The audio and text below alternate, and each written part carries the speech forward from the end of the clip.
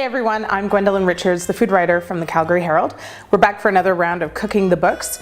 This time we have Molly Gilbert's sheet pan suppers. It's like one pot cooking, except everything is done on a sheet pan, which is actually pretty inventive and makes a minimal cleanup.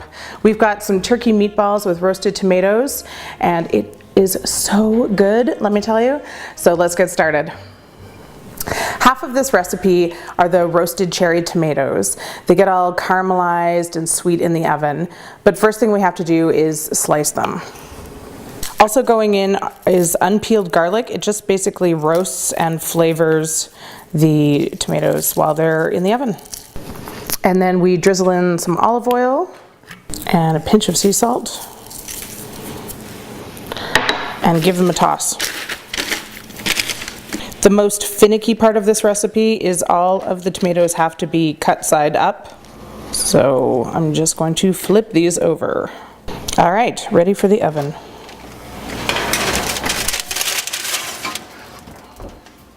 Of course, the key part of this recipe is actually the meatballs, which we are going to make now.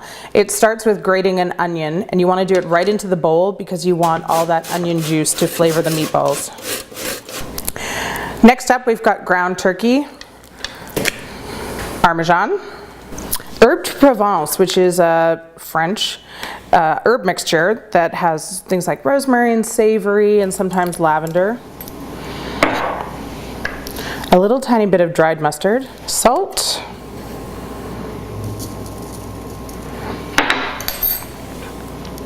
olive oil, breadcrumbs serve as a binder for the meatballs. It just helps them keep it together. And some chopped fresh basil. Oh, I love the smell of fresh basil. That is like the smell of summer to me.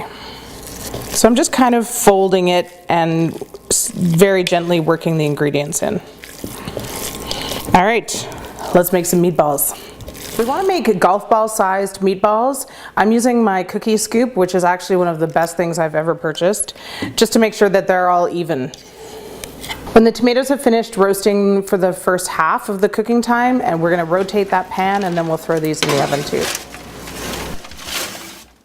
The tomatoes are ready to come out, and we're going to also take this opportunity to turn the meatballs.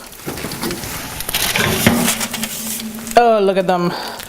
They're so pretty. Back into the oven they go for another 20 minutes or so until they're cooked through. Now we are ready to plate. I've got some ricotta in here. I'm going to throw in some meatballs and some of the tomatoes. Oh my God, look at those. They're all roasted and caramelized. Oh yes. And then we're just going to sprinkle over some nice fresh basil.